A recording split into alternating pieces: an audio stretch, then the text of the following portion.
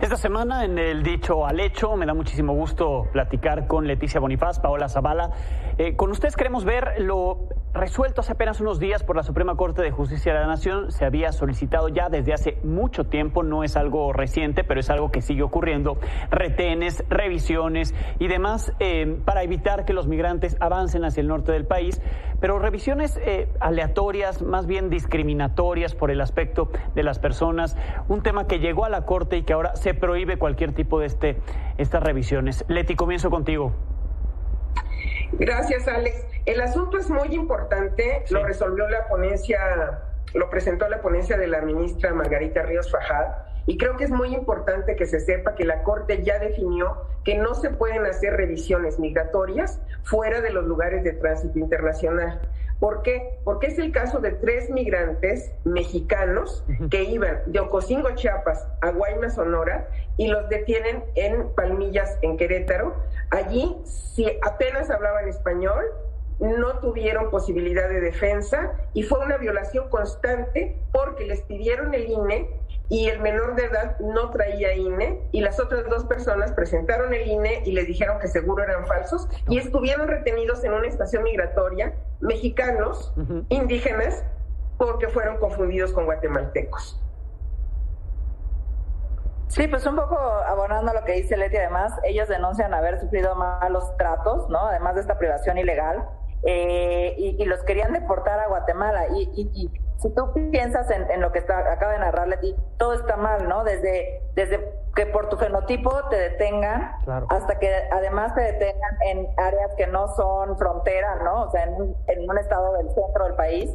Y finalmente que haya malos tratos, ¿no? Eso sabemos que existe, pero que los mexicanos lo declaren, que declaren lo que vivieron dentro de las estaciones migratorias, que te pueda detener en las estaciones migratorias estuvieron más de 48 horas detenidos, pues habla muy mal de lo que ya venía haciendo el Estado mexicano desde ese entonces y que ahora sigue haciendo. Ahora sabemos que les piden los INES, ¿no? A la hora de subirse a los camiones, que en las carreteras también hay estas detenciones, porque tenemos un tema migratorio muy profundo que hay que hablar de ello, de todas las personas que están cruzando la frontera, de cuál ha sido la política de Estado ahora, ¿no? Que es muy militar, y cómo no estamos respondiendo con ninguna política de asilo a las personas que están requiriendo todas estas migraciones por cuestiones económicas, pero sobre todo de violencia. Sin duda va a traer esto digamos, un cambio en la manera en cómo se recibe a los migrantes o se les trata a los migrantes en su paso por México, pero importante lo que comenta Leti y lo que comenta Paola al respecto de dónde viene esto, y te pregunto, Leti, si el hecho de que le haya ocurrido a mexicanos,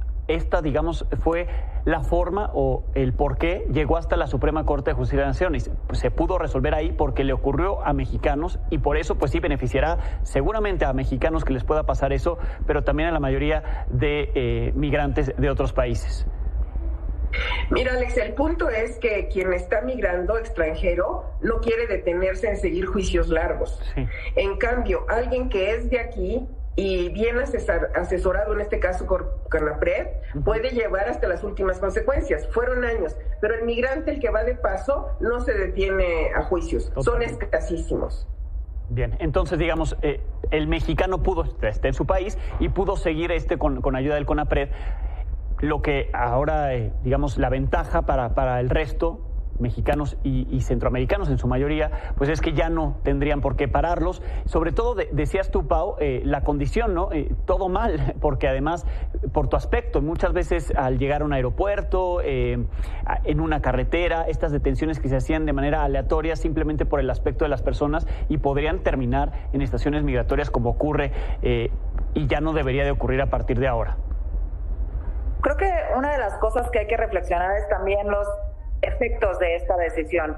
¿Qué pasa cuando le piden a las personas migrantes, las detienen en las carreteras para pedirles su INE o en los camiones? Pues tienen que buscar otras rutas y se enfrentan a riesgos todavía más grandes de los que por sí ya tienen, ¿no? Trata de personas, desapariciones forzadas, cooptación del crimen organizado. Pues creo que esta política prohibicionista que seguimos teniendo en el país, y que ojalá esta resolución de la Corte ayude a bajar, es primero hacerle frente a una migración que existe y que no se está deteniendo o no se va a detener, porque las causas principales de la migración, que sobre todo son la violencia y la pobreza, no están cambiando de manera profunda en sus países ni en el nuestro.